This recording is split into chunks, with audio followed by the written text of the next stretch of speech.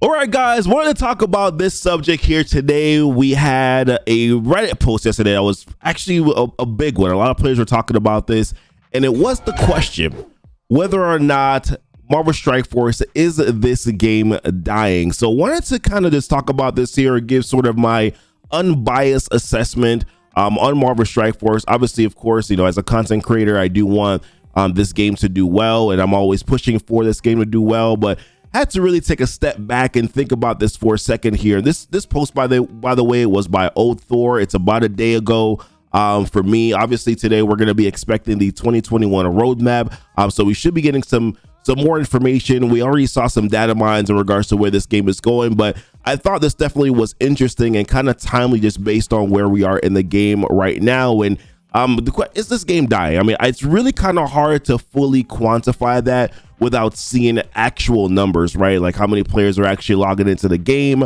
what are they making for revenue currently right now. But I definitely think that there are some key things to acknowledge and potentially why this game is not doing as well as it could be right now. And kind of wanted to talk about that here in this video. And the first really kind of thing for me, I think that stands out into why this game may not be performing as well is the lack of enjoyment. We've said it before. I think Valley has said it before. Multiple other players have said it before, that there really is a lack of fun in Marvel Strike Force. There's a lot of repetitive content, right? You have your raids where you're always kind of finding, every Doom raid right now, I know I'm going mutant in the first section. I know that after that's going to be bio. I know that it's skill. For the most part, I know I'm doing the same exact thing every day. Greek raids coming around every 2 weeks. I guess that does kind of add some spark to it, but overall, there's a lot of repetitive content in Marvel Strike Force.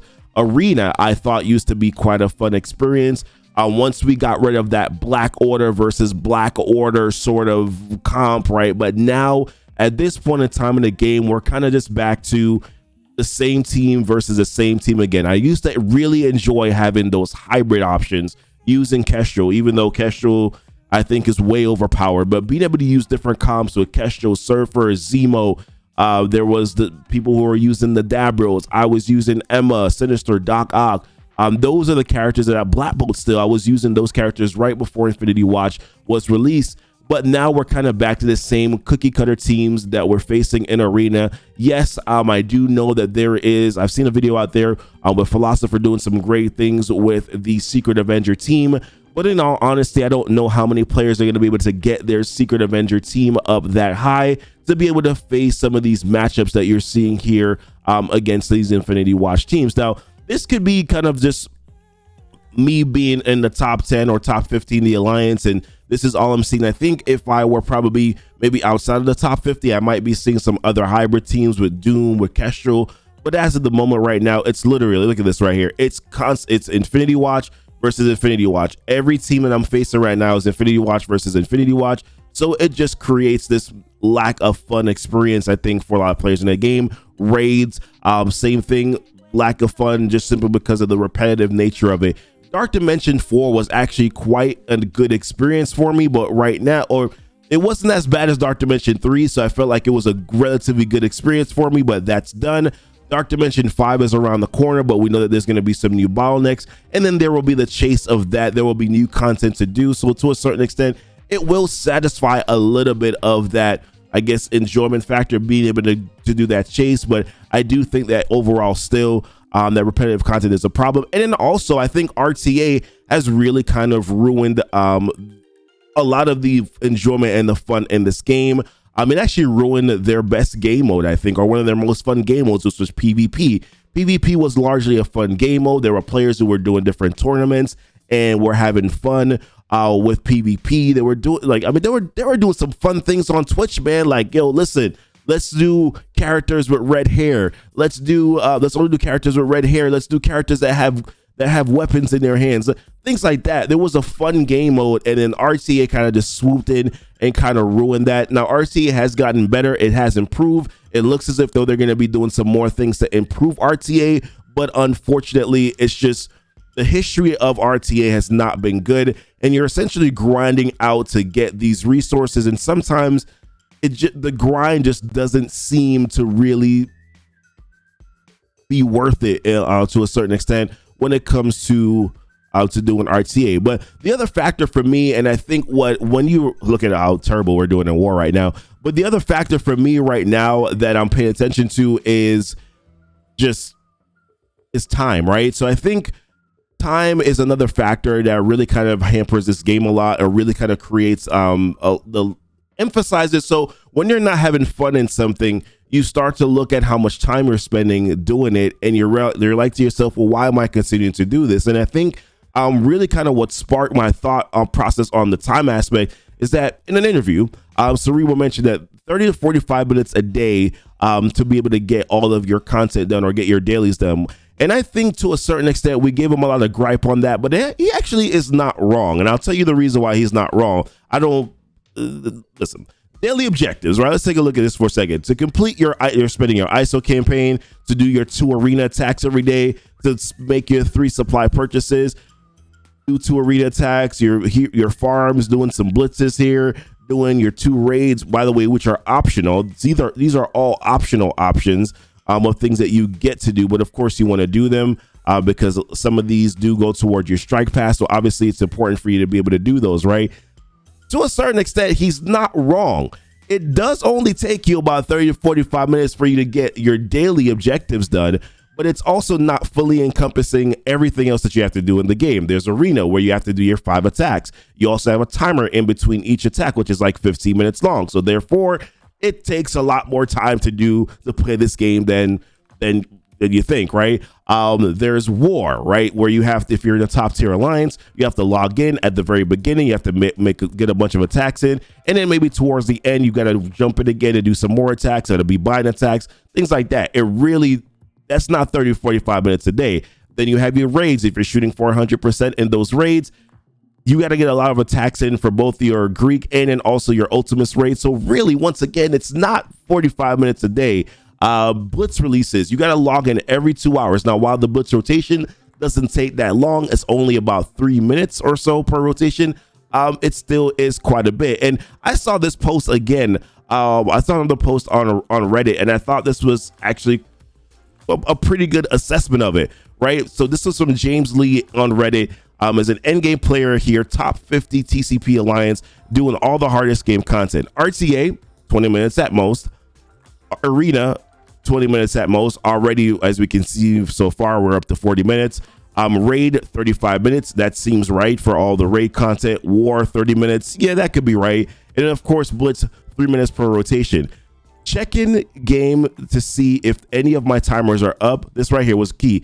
Check in game to see if any of my timers are up and if I can do something equals 6 hours. And that's really kind of what it is too, right? Yes, there's these game modes, but there's also like your store farms. You got to log in and check each store reset time to see whether or not those pieces that you're looking for, that ballistic weave, those alien spores are popping up in the store. You got to check to see whether or not this past week, I checked in every 3 times a day just to see if Electra was ready to, if she was there for me to do a promo of just a 4 red star promo upgrade on Electra, which is crazy. I really thought that they should change that mechanic and make it so that you could just do it from the character profile screen. Just click on and upgrade the red stars there. But overall, the actual time to do stuff in the game is actually not that much, but it's the fact that you have to check in so much. And that's really kind of what eats up the time. Overall, time constraints are really kind of the big issue in this game. I think during the pandemic, there wasn't really that big of an issue because you had a lot more time. People were home. You weren't going to sleep as early because you were watching the Twitch streams, you were watching YouTube, you were playing the game, you were doing a lot of these different things. But now that the summertime is back, the world's opening back up again, this has changed quite a bit. And I think that they really need to make some adjustment where that is concerned. Those blitz releases, like Maria here, you're logging in every 2 hours in order to be able to get those blitz releases done.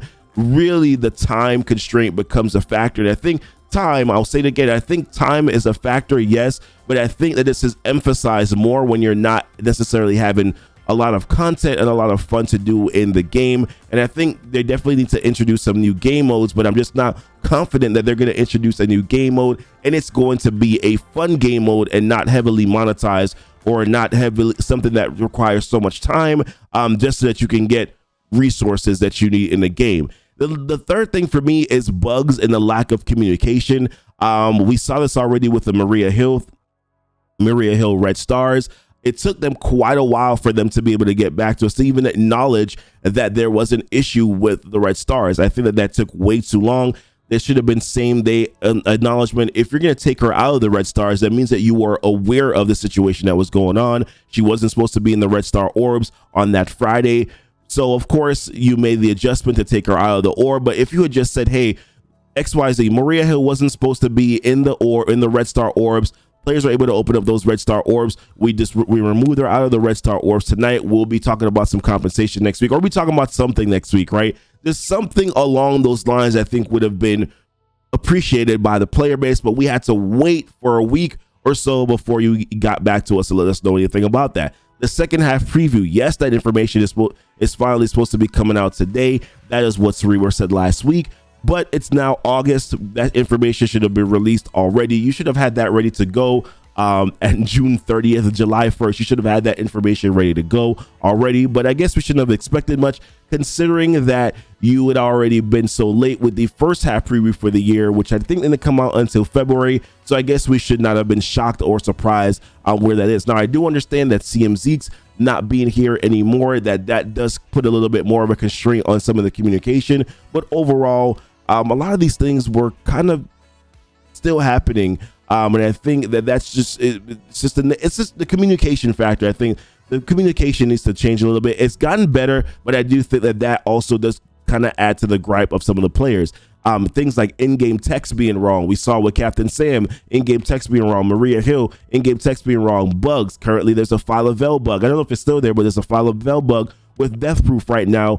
Outside of her team, there's something like that happening right now in these gamma raids. So I don't even know if they fixed that. There was a Maria Hill bug, which looks like it's been fixed, but there was not really much communication where that's concerned. So it's the communication that you're not getting, right? It's the communication that you're not getting for things that are happening in game. And I really think this creates this dynamic of, okay, dude, like, do you actually care about the game that you're creating? Do you play the game enough to really understand a lot of the gripes? There's bottlenecks, there's RNG, there's a lot of different other aspects of this game that create this frustration for players in this game. So just answer the question, is Marvel Strike Force dying? I don't know if it's dying.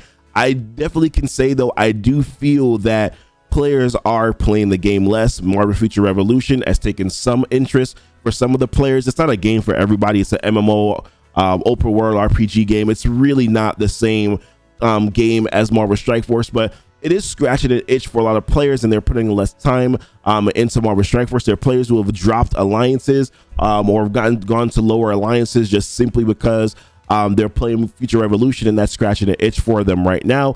Obviously, there's also other factors in the game too, right? There is the aspect of the world opening back up, and people are doing more things outside of just playing games or being in the house anymore. So that is taking a factor. Summertime numbers typically tend to drop for a lot of businesses and organizations anyways. Not all, but some businesses and organizations anyways.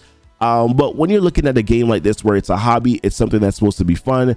When that sort of kind of gets away from you a little bit, when content becomes repetitive, when RNG bottlenecks just don't seem to make that much sense, when you have to put so much time into a game, the 45 minutes is not enough really to be able to get to play competitively. A casual player definitely can get 30 to 45 minutes a day done, but to play competitively, you're going to spend hours in this game. You're going to be giving your life to this game. So for me, I feel like, is it dying? I don't know, but definitely I think a lot of things need to be changed and need to be fixed. And I do think that they're making some efforts to fix things. We've seen them increase some gold. Granted, they're also doing it at the same time when they're doing the level cap, but I guess it's a good sign that they're actually giving you gold this time, because the last time they did the level cap, they did not give you anything at all. They have made some changes with training mats that has gotten better. They have done some other things with these other bottlenecks, these orange catalyst bottlenecks, like those things. They've actually done a lot of events now where you're getting a lot of these resources. ISOs have been better. I will say that it's been easier to farm these ISOs. They have made a lot of changes in this game that are small changes, but I think that when you've been playing this game for a while, the accumulation of time and the frustration sometimes tends to boil over. So overall, I am still personally having fun in the game. I am playing the game at a pace that I feel is best suits for me, right? Like right now, this is where my Secret Avenger team is. Yes, I bought some of the characters, mainly because I put good red stars on them. I got Captain Sam because I just love Captain Sam. Sharon Carter, pull 5 reds. I bought a $20 offer for her. Maria Hill, pull 6 reds, so I bought a $20 offer for her. But I'm not forcing my way to investing into this team because I know that I don't need to play the game at the pace that they want me to play this game at anymore, because that's just not how I'm enjoying the game. So therefore, I'm playing it at a pace, and I'm playing it in a way where I feel that I can get enjoyment out of it. So I guess the question is MSF dying for you? I guess that's really the question for you, is MSF dying for you? Do you feel that, hey, you're not getting as much enjoyment out of the game anymore? How much are you leaning into right now this new 2021 roadmap? Do you really feel that this is going to be a deciding factor for you to continue to play Marvel Strike Force? If it is, then I completely understand that for you, and I guess you got to make the best decision for you, right? But overall, I think that the game is definitely in a place right now where there needs to be some changes made in order for them to effectively win back players, and for them to win back the good faith of the players right now, where this game is at. But appreciate you guys watching the video. Leave some comments, guys. Let me know what your thoughts are. Do you think MSF is dying? What is your enjoyment level right now with Marvel Strike Force? But until next time, guys, y'all be blessed. Hey, y'all be safe.